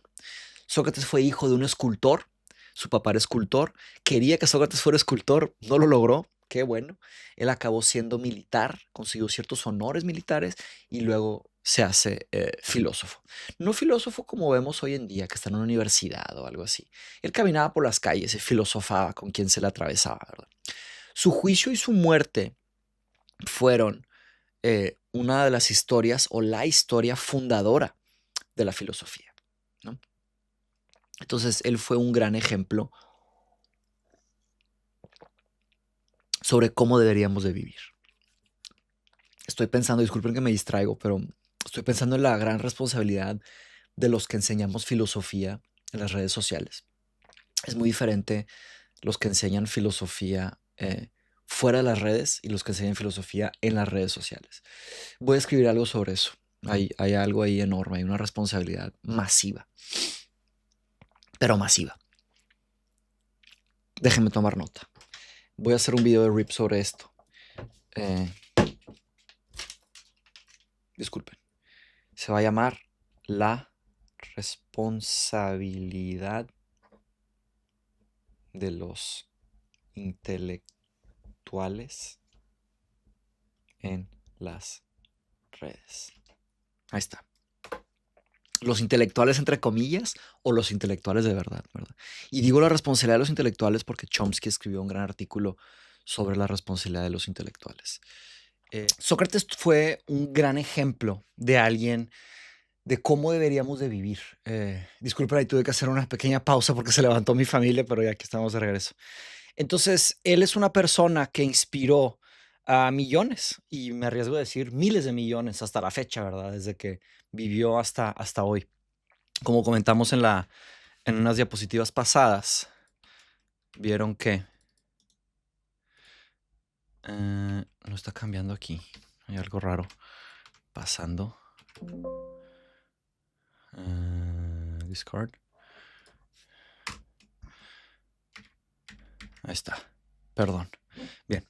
Entonces, básicamente, como vimos en la diapositiva pasada, en esta, ¿verdad? De que fue una inspiración para muchísimas escuelas de filosofía, no solo para gente, sino que para filósofos y escuelas y teorías y argumentos. Entonces, pues, bastante impacto, ¿verdad? Y si piensas que él fue el primero de los clásicos, él impactó muy fuertemente a Platón, y luego Platón impactó muy fuertemente a Aristóteles, a Epicuro, y entre ellos a muchísima gente. Una lista, pues prácticamente cualquier intelectual, cualquier gran líder, muchísima gente en diferentes disciplinas. Entonces tuvo una persona, un carácter, tenía una forma de vivir muy impresionante. Entonces demasiada gente no solo se inspiró a aprender de él, sino que a escribir sobre él, a registrar y retratar su vida con muchísimo cuidado. Como ya vimos, la dificultad para distinguir a Sócrates del Sócrates histórico al Sócrates ficticio se conoce como el problema socrático. Especialmente con Platón, porque Platón, todos los diálogos socráticos escritos por Platón, casi todos, no todos, casi todos tienen un personaje que se llama Sócrates. Entonces, una solución típica de esto es que los primeros diálogos socráticos escritos por Platón son los más parecidos al Sócrates histórico. Me refiero a la Apología, el Critón y el Fedón. Estos tres son muy fieles a lo que él fue, parece ser. ¿Cómo sé? Pues porque los filósofos han argumentado a través de 2500 años luchando cuál sí, cuál no. Y una de las conclusiones es, es una propuesta de resolver el problema socrático. De ahí en adelante, cada vez es menos parecido al Sócrates histórico y cada vez es más un personaje, la filosofía de Platón como tal. Pero en realidad que si existió o no, eso es indiscutible. Hay un mundo de estatuas, escritos, un mundo de evidencia muy seria. No es evidencia de broma o teorías, ¿verdad?, sin fundamento. Es trabajo académico de máximo rigor que ha sido criticado y atacado por miles de años. Bien. Se le conocía como la mantarraya a Sócrates porque él confundía, picaba y aturdía a sus compañeros de conversación en la desagradable experiencia de darse cuenta de su propia ignorancia. Pero cuidado, no es que él confundía con la intención de confundir. Él, al explicar las cosas de otras maneras, te llevaba a un estado llamado aporía. La aporía es confusión filosófica. La confusión filosófica es como que se levantan muchas piezas, mucho polvo y como que está todo volando y te quedas así hasta de pronto te vas dando cuenta de ciertas cosas y dices, y hay un momento en las conversaciones con Sócrates, en los diálogos socráticos, que te dabas cuenta de tu propia ignorancia, que decías, Sócrates, tenías razón. Pero lo importante es que este estado de aporía, de confusión filosófica, de desagradable a veces, ¿verdad? De darte cuenta de tu ignorancia, se superaba por la curiosidad intelectual. Dices, híjole, Sócrates, tienes razón, no lo había pensado así, pero no te pega en el ego, porque dices, pues yo estaba mal, más bien voy a aprender, ¿verdad? Entonces tu curiosidad intelectual supera ese momento desagradable. Fíjense que esto es una lección para aprender lo que sea. Tú no puedes aprender nada a menos que sufras la vergüenza de la ignorancia. No hay de otra. Y hay un buen título para otro video de RIP que puedo hacer en vivo. La vergüenza de la ignorancia. No hay que tener vergüenza. Hay que decir, no sé. No pasa nada. Entonces, una de las mayores aportaciones de Sócrates, si no fuera suficiente ser el padre de la ética, de la filosofía moral, otra de sus grandes aportaciones fue su método socrático. El método socrático es un método de investigación, o lo puedes ver como una técnica para llegar a la verdad. Eso es lo más importante que debes de saber. Un método de investigación o técnica, ¿verdad? Para llegar a la verdad. No lo debes de confundir con mayéutica, aunque a veces lo usan como sinónimo. Hay gente que dice que el método socrático es una mayéutica. No está necesariamente mal, pero si quieres ser preciso, tienes que decir un elencus o el método socrático. Porque mayéutica parece ser que significa discusión y es algo más antiguo. Entonces, se puede confundir la cosa ahí si eres estricto.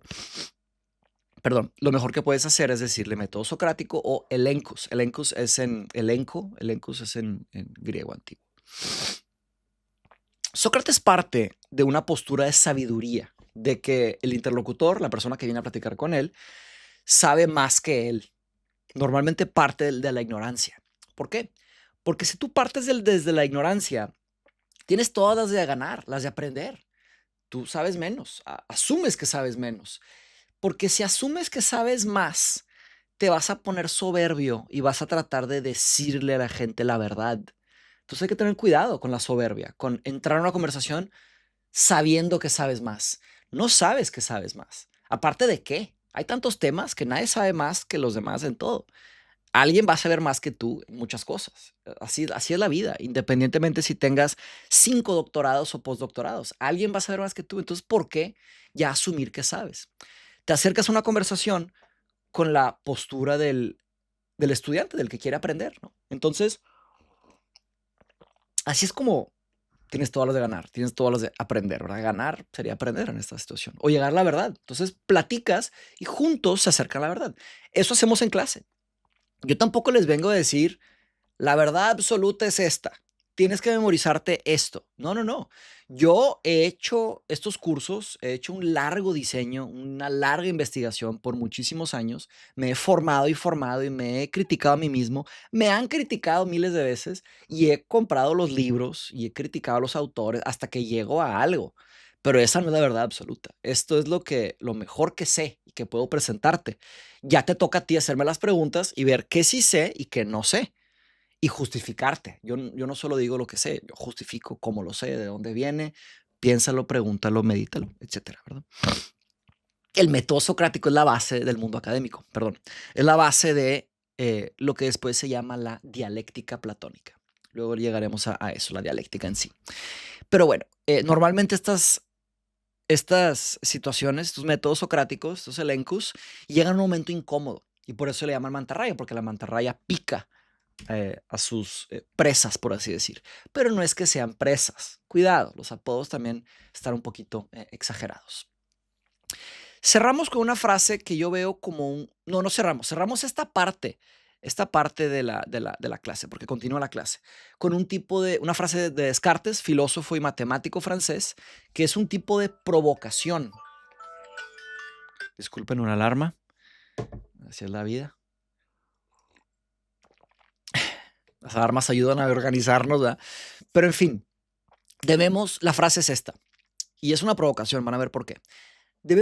Esa frase de Descartes dice, debemos darnos cuenta de lo importante que es continuar la búsqueda de esas verdades éticas. Y a qué alto grado de sabiduría y a qué perfección y felicidad de vida pueden llevarnos estas verdades. ¿qué es una verdad? ¿Qué es la verdad? ¿Sabes qué es la verdad? ¿Cómo sabes? Pero decir que eso ya es complicado hoy en día, ¿verdad? A nivel filosófico.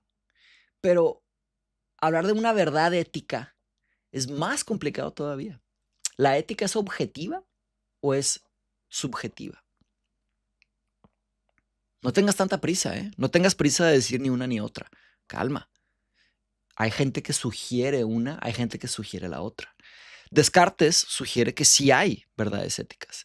Él piensa que sí hay lógicamente, claramente, realmente, verdaderamente mejores formas de vivir. ¿Para quién? Para quien sea. Independientemente de tu nacionalidad, tu edad. Y hay cosas que son peores. Hay cosas mejores, cosas peores. Digo que es una provocación porque mucha gente puede decir, Mateus, pues no, pues depende de todo, ¿verdad? Descartes no era ningún tonto. Fue una persona que avanzó muchísimo la filosofía y muchísimo las matemáticas. Plano cartesiano, por ejemplo. Eh, y obviamente cogito ergo sum, ¿verdad? Pienso, entonces existo, filosofía de la mente, pero muchísimas filosofías. Encontré esta frase suya sobre la ética porque él pensaba que el fin de la investigación filosófica, intelectual y teórica es mejorar las cosas, es ponerlas en práctica. Entonces, investigamos cuáles son las mejores cosas por actuar para vivir. Ahí está de acuerdo con Aristóteles, por ejemplo. Entonces, él piensa que si encuentras esto, te va a llevar a una mejor, mayor sabiduría y eso te va a llevar a una mejor vida, una felicidad de vida. Entonces, insisto en que esta frase es relevante. Me gustaría retomarla en otra ocasión, tal vez en un video o algo. Pero bien, ¿cómo se organiza la filosofía moral?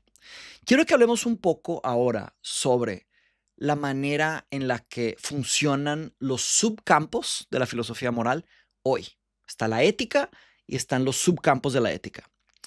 Ética y filosofía moral son lo mismo. No se preocupen. Son diferentes formas de decir la misma cosa.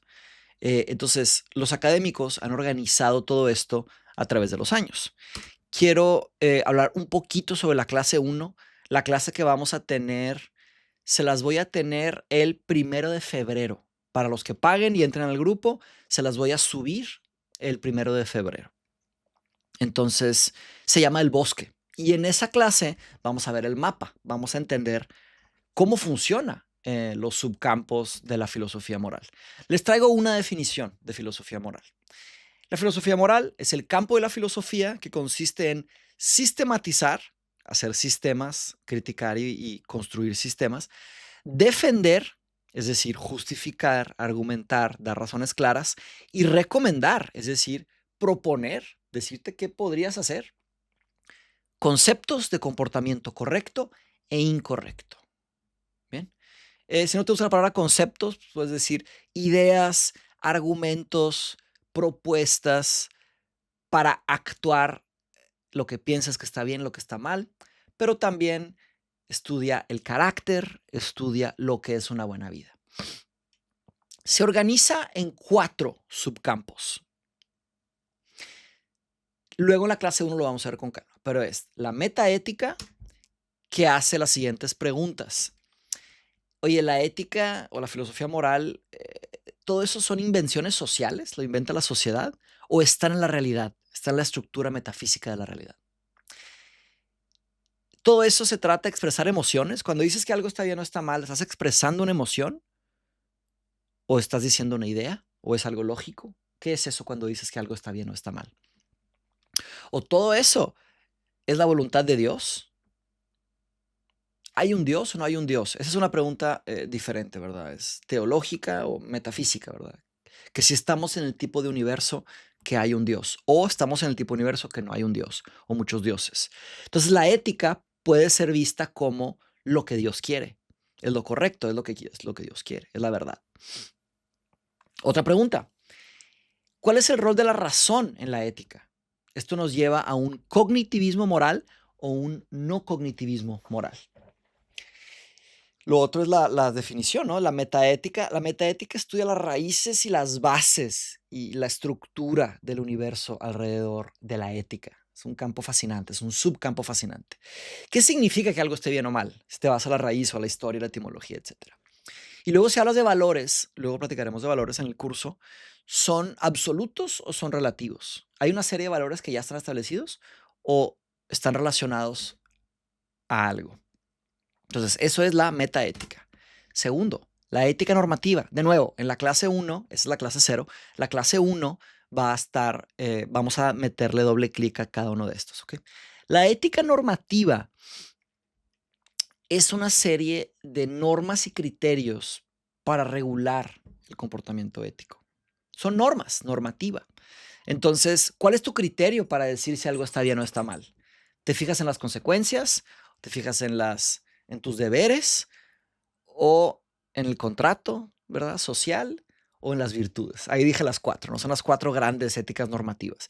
Las teorías de virtud, que empieza con los griegos, viene de la virtud, arte, que sería una excelencia de carácter. Luego platicaremos de todo esto. Esto es una introducción, ¿verdad? Las teorías del deber. El más famoso es Kant, pero Pufendorf, otro filósofo alemán, son teorías del deber. Deon es deber en griego antiguo. Deontología. Logía es la búsqueda de las mejores explicaciones racionales de los deberes, ¿verdad? Entonces, fíjate en tus deberes y vas a ver qué hacer. Están las teorías consecuencialistas. Y está, que sería, fíjate en la consecuencia y te diré qué tienes que hacer. Y están las teorías de contrato social, que es básicamente, fíjate en lo que le debes a la sociedad o tus deberes sociales y vas a saber qué hacer. Tercero, la ética aplicada. De alguna manera yo me estoy especializando en la ética aplicada. Sería la filosofía moral aplicada a otro campo. Por ejemplo, lo que yo hago es la ética de la tecnología, en específico la ética de la inteligencia artificial. Ahí es donde yo estoy dedicando mucho de mi trabajo. Pero no solo eso, ¿verdad? Porque yo enseño filosofía de forma general, lo hago constantemente, como esto, filosofía pura, para poder ser mejor a la hora de aplicarla. Pero la ética aplicada, hay unos ejemplos. La ética de la tecnología, la ética de la psicología, la ética de la medicina, la ética de los negocios, la ética animal. Muchas éticas, ¿verdad? Y hay muchas más. Sería usar toda la maquinaria que sabes de ética para aplicarla a un concepto, a una disciplina, a un campo. Y la cuarta es la ética descriptiva. La ética descriptiva es la más joven, es el subcampo más joven. Por consecuencia, pues hay menos, ¿no? Lógicamente hay menos. Estoy un poquito cortado. Hay menos, ¿cómo se dice? Material, ¿verdad? Pero la ética descriptiva se dedica a hacer como estadística, estudios empíricos, ¿verdad? Buscando evidencia, entrevistando gente y describiendo lo que es la ética. Entonces la pregunta sería esta.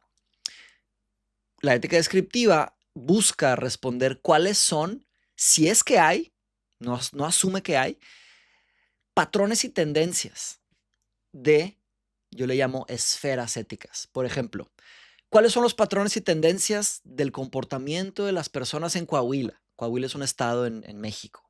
Entonces, no te dicen qué hacer. Van y estudian qué se hace, cómo viven.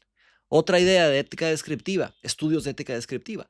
¿Cuáles son los patrones y tendencias de la toma de decisiones en hospitales en países vecinos en Asia? Aquí escribí mal, Asia, Asia. Eh, por ejemplo, ¿cómo toman decisiones en los hospitales en Vietnam? ¿O cómo toman decisiones en los hospitales en Japón? ¿Cómo se comparan esto? Y puedes preguntar, Mateos, ¿pero para qué? ¿Para qué quiero saber eso? Pues para entender, ¿verdad? Para entender por qué y los matices culturales y qué justificación usa cada país y por qué, y cada nación. ¿Para qué queremos eso? Para entender. ¿Para qué? Para vivir mejor. Otra, ¿cuáles son, si es que hay, los patrones y tendencias de el carácter de las personas de una tribu en la selva amazónica? Van los eticistas a estudiar cómo son los caracteres de estas personas, cómo aplicar teorías para poder entender. Se me hace fascinante la ética descriptiva. A mí me encantaría algún día ahondar en esto, meterme más a detalle. Y esos son Entonces, si no tenías idea de cómo funcionaba esto, ahora sabes que la filosofía moral se divide en metaética, ética normativa, ética aplicada y ética descriptiva. Esto te va a dar mucha más claridad a la hora de investigar y entender sobre la ética. Las últimas dos clases, la de Derek Parfit y la de Peter Singer, se me hacen relevantes porque después de estudiar 9 semanas de ética, vamos a meternos a, primero, una metaética muy interesante. Es un experimento de ética de población de Derek Parfit que te va a volar la mente, estoy seguro. Lo vamos a estudiar juntos y tiene que ver con cuántos somos en el mundo y cuántos queremos ser o por qué queremos ser tantos. Entonces, se va a ir acumulando tu conocimiento para llegar a este final. Estudiar en un equipo, en un grupo de personas, es una experiencia única, no hay nada igual. Y también les voy a asignar a un tipo líder de clase, y este líder de clase les va a ayudar a navegar todo esto. Y la clase 11 es la ética animal. Vamos a aplicar la ética a pensar y cómo viven y cómo actuamos alrededor del mundo animal. Y pueden decir, Mateus, pues lo que yo hago tiene poca consecuencia.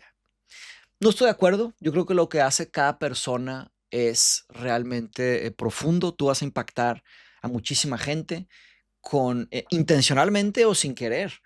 Aunque no estés en las redes sociales, aunque no seas famoso, las personas que te conocen, que te aman o que te odian, te están observando.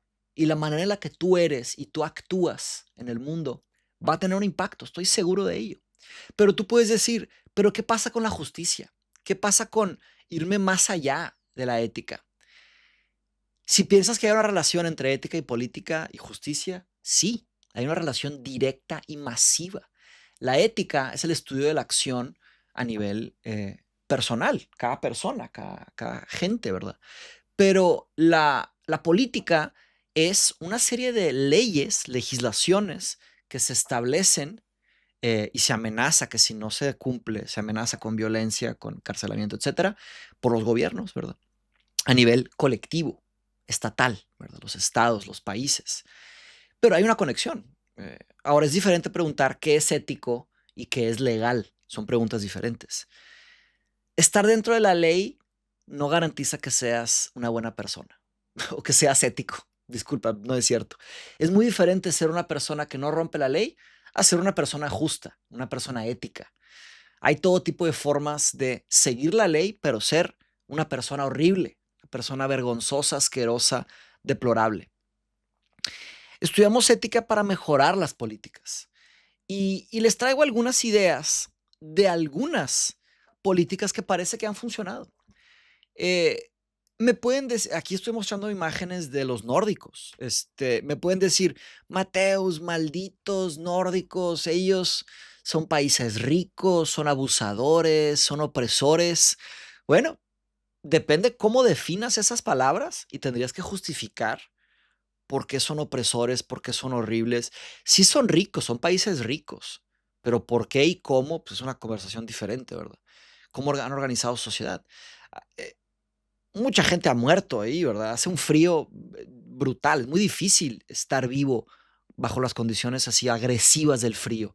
Tiene uno que estar muy organizado para no morirse de hambre, ¿verdad? Y muchos se murieron de hambre, estoy seguro. Siempre he pensado que el frío es un tipo de, pues tal vez el frío excesivo no, pero el frío en sí es un catalizador de, oye, despiértate, te estás muriendo, tienes que hacer algo, ¿verdad? Es una cosa muy rara. En fin, no me quiero meter a la ética del frío o qué hace el frío. Pero les traigo esos países porque una y otra vez no son países gigantes, ni son los que controlan el mundo, no son los más poderosos del mundo. Perdónenme. Es que mi hernia de disco, tengo que tomarme una medicina en la mañana, una medicina en la noche, y ahorita me toca tomar la medicina, ahorita me la voy a tomar. Discúlpenme, no me gustan las interrupciones, pero a veces pasan. Bien, regresamos. Entonces, ¿cómo piensan estas personas sobre cómo vivir y cómo actúan? Me pueden decir, Mateus, pero tienen altas tasas de suicidio, están bien aburridos y todo eso. Yo me he metido a investigar todo eso Y cuando te metes a investigar esos detalles, te das cuenta que nosotros estamos muy mal o peor en muchas de esas cosas. Si piensas en salud mental, si piensas en crimen, por ejemplo, me acaba de contar mi esposa que no me acuerdo si fue Finlandia o Dinamarca, algo así, pero uno de esos países nórdicos, las prisiones, están empezando a cerrar las prisiones. Ya no, ya no necesitan prisiones porque cada vez hay menos y menos crimen, menos y menos prisioneros. Entonces, ¿qué están haciendo ellos que nosotros no? Fíjate en los índices de corrupción. Fíjate en la forma en la que actúan, la forma en la que son, cómo distribuyen la riqueza, etcétera. Ahora, cuidado, no estoy diciendo que son perfectos, estoy seguro que hay problemas masivos ahí en su forma de pensar, en su forma de ser, en sus políticas, en su legislación. Estoy seguro que está plagado de problemas, solo hay que investigarlos.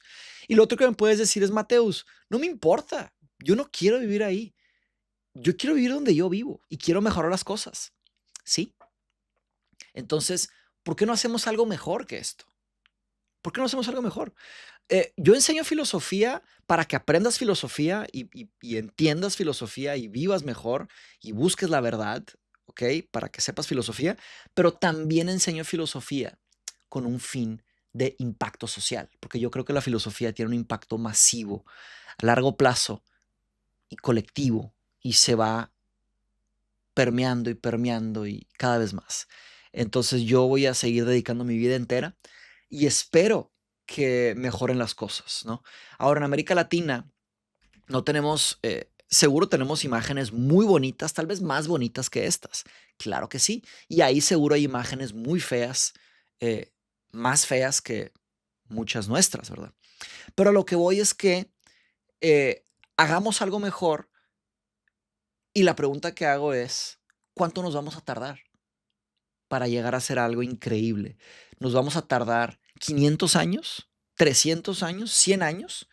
O alguien me puede decir, Mateus, ya somos increíbles. América Latina no tiene problemas. Somos increíbles.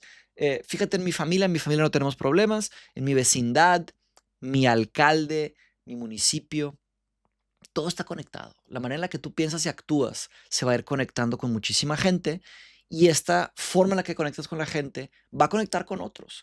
¿Cómo le enseñas a tus hijos? ¿Cómo cuestionas a tus padres? ¿O les ayudas a tus padres a que cuestionen mejor? Todo eso está relacionado con la filosofía, no solo moral, la filosofía como un todo, pero especialmente la moral, porque tiene que ver con cómo actuamos. Yo creo que el futuro no existe como tal o no está escrito en piedra. Yo no soy determinista, ¿no? Y pienso esto porque se me hace muy, muy difícil de justificar, de decir, por más que la materia se compruebe que hay un tema de causalidad, causa-efecto, las leyes de Newton, llevamos muchos años explorando la originalidad humana y eso que llamamos libre albedrío, que tiene que ver con cómo los humanos tenemos adentro de nosotros un tipo de espontaneidad, unas ganas, una voluntad, unos deseos, que sí, a veces vienen de afuera, pero a veces vienen de adentro de una forma muy profunda, de una forma tal vez genética, tal vez existencial, esa conciencia de verte en el espejo y darte cuenta que estás vivo, de mover tus manos, de tener ese ánimo, ese amor que sientes por tu familia o por ti mismo o por el mundo. ¿De dónde viene todo eso? No se programa, no está automatizado. Nos quieren hacer pensar, eso sí me queda claro, nos quieren hacer pensar que somos programables, que somos em, determinables, que la tecnología solo va a avanzar de una forma, que la política solo va a avanzar de una forma, que ya nos debemos de callar, que nos debemos de censurar, que no debemos de pensar.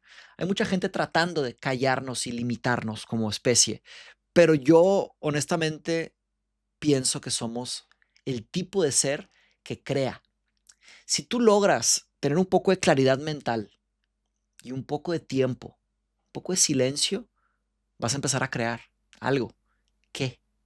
¿Qué tipo de creador eres? Esa es mi pregunta. Creo que mucha gente muere sin saber que es un creador.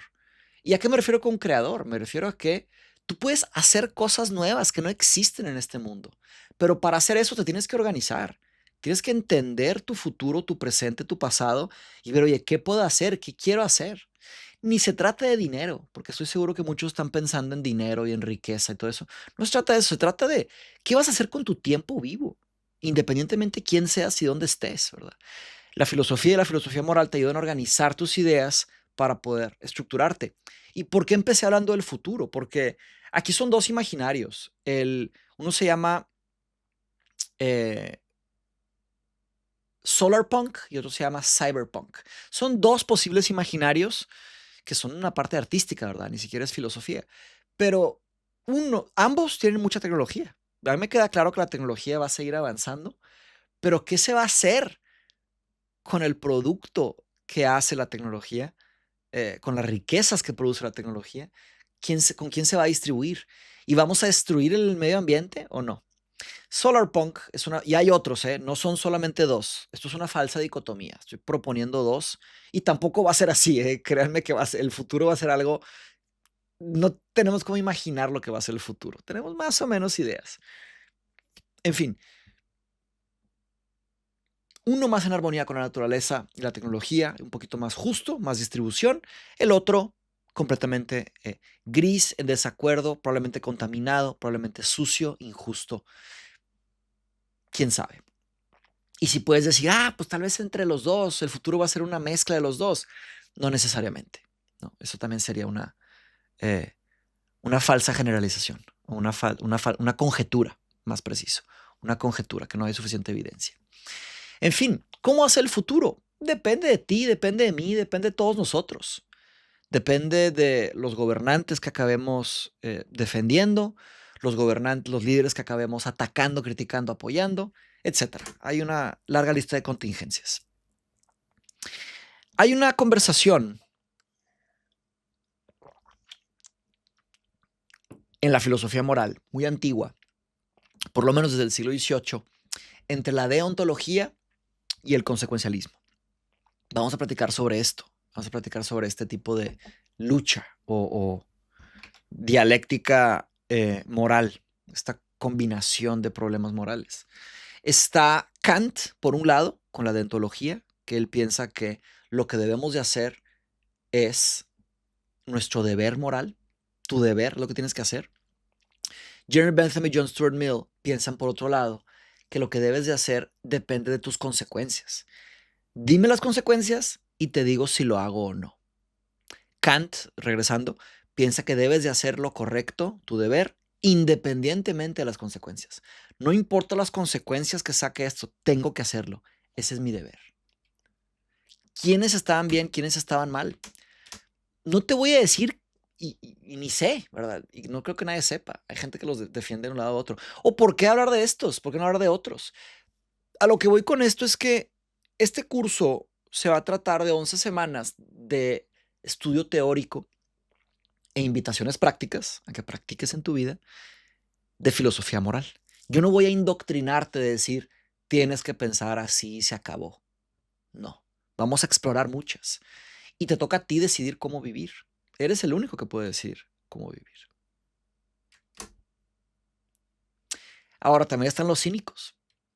También vamos a estudiar a los cínicos, a los escépticos. Nietzsche, por ejemplo. Y me equivoqué cuando dije que Simone de Beauvoir era del siglo XIX. No, Simone de Beauvoir del siglo XX, perdóname. Nietzsche siglo XIX, Kant siglo XVIII. Discúlpeme. Esta frase viene de Nietzsche, que me gusta mucho y lo he estudiado mucho, lo respeto mucho, pero también tiene muchas limitaciones, lo platicaremos en clase. Dice, la moralidad es el mejor mecanismo para arrastrar a la humanidad por la nariz. A nadie le gusta que lo arrastren por la nariz o la arrastren. Dime lo que quieras, pero yo sé que a ti no te gusta que te arrastren por la nariz. Es una imagen muy fea, ¿verdad? Muy horrible que te estén arrastrando así en el piso por la nariz así. Dice Nietzsche que la moralidad es esto. Entonces, ahí dice, espérate, ¿me están arrastrando por la nariz? ¿Quién? Hay muchas moralidades implícitas en las costumbres, las religiones, las culturas, las políticas, las economías. Hay moralidades por todos lados. Según Nietzsche, nos están diciendo qué está bien y qué está mal. Y al decirnos eso, nos están controlando. Si tomas esto en cuenta te vas a dar cuenta que estudiar filosofía moral es un acto de liberación, de darte cuenta quién te está arrastrando y por qué y por dónde. Vas a tener que revisitar muchas preguntas morales de tu vida. ¿Cómo has actuado en tu vida? ¿Y por qué? Y te va a tocar a ti entender qué hacer con ello. No es fácil, pero es precioso. Yo creo que hay una gran satisfacción en estudiar filosofía moral y espero te decidas unir a este grupo. Una recapitulación.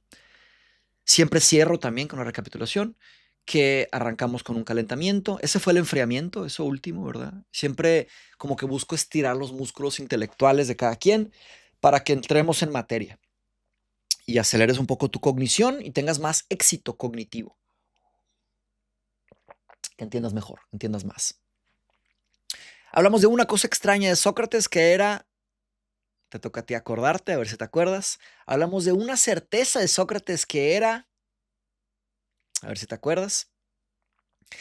Después hablamos del famoso problema socrático, que es lo que tú ya sabes. Hablamos sobre Aristófanes, el dramaturgo, Jenofonte, el historiador, y Platón, el filósofo, como las tres fuentes principales secundarias, aunque hay otras. Te toca a ti recordar y saber todo esto, entender todo esto que te digo. Hablamos de Sócrates como persona y hablamos de su método socrático. Después hablé, sin entrar a mucho detalle, de los cuatro subcampos de la filosofía moral y tuvimos un enfriamiento. Las preguntas de la clase Sócrates el extraño. ¿Por qué fue tan importante Sócrates? ¿Qué hace la filosofía moral en el mundo? ¿Y qué produce la filosofía moral? Esas te tocan a ti de reflexión para cuando quieras y puedas. Y eso fue Sócrates el extraño. Aquí en la descripción, bueno, en los comentarios, te voy a poner también el prospectus, que el prospectus es básicamente un documento, un PDF, que habla un poquito más sobre este curso. Lo puedes ver con calma. Esta es nuestra línea del tiempo, para que tengas todo ubicado, ¿verdad? La clase de introducción es la clase 1. Luego tenemos una clase de Epicuro sobre la muerte. Todas las clases que ya te comenté, ¿verdad? Epicuro, Tomás de Aquino. La 4 es de Hume, siglo XVIII. Aquí hacemos un brinco. Me puedes preguntar también, oye, Mateus, ¿por qué estas clases y de estas épocas? Porque esto es una mezcla de dos cosas. Primero, mi expertise, de lo que más sé, que los he estudiado mucho a estos. No te puedo enseñar algo que yo no sé. Te puedo enseñar lo que sí sé, lo que he estudiado, ¿verdad? Y segundo, yo seleccioné estos por su relevancia en el impacto de la historia de la filosofía. Me puede decir, Mateus, falta X, Mateus, falta Y, Mateus, falta Z. Faltan la mayoría. Yo estoy proponiendo este currículum, esta estructura, para tener un avance, una base y de ahí seguir construyendo. Pero se me hace que me da mucho orgullo este trabajo. En un futuro podría ser filosofía moral 2, filosofía moral 3, etcétera. Pero creo que aquí es un buen comienzo. Y listo. Ahí lo tienen. Está un poquito alta la cámara. Tengo que bajarla así. Ahí está. Bien, duró 1 hora 40. Ya, ahí tienen toda la información. Entonces, repito, aquí en la descripción o en los comentarios voy a pinear un comentario que tenga la información de Miriam, va a tener el prospectus y los links importantes, ¿verdad? Para que lo vean. Cualquier duda, pónganla en los comentarios o coméntenla en el grupo. Viene muy fuerte este grupo de 20 híbrido. Tenle paciencia a Miriam y ponte a estudiar. El tipo de inversión que es la inversión en educación no es como invertir en un terreno, invertir en acciones. No, porque esas son inversiones pasivas. Tú no haces nada. Nada más pones la lana. Lo difícil es tener la lana, ¿verdad? Cuando inviertes en tu educación, en tu formación personal, pagas, ¿verdad? Pero tienes que meterle de tu tiempo. Mientras más le metes de tu tiempo, más le metes de dedicación y convicción y repetición y disciplina, más le sacas. Así es esto. Y lo he visto una y otra vez. Hay gente, bueno, verán los testimonios que hay por ahí. Publicaré pronto testimonios nuevos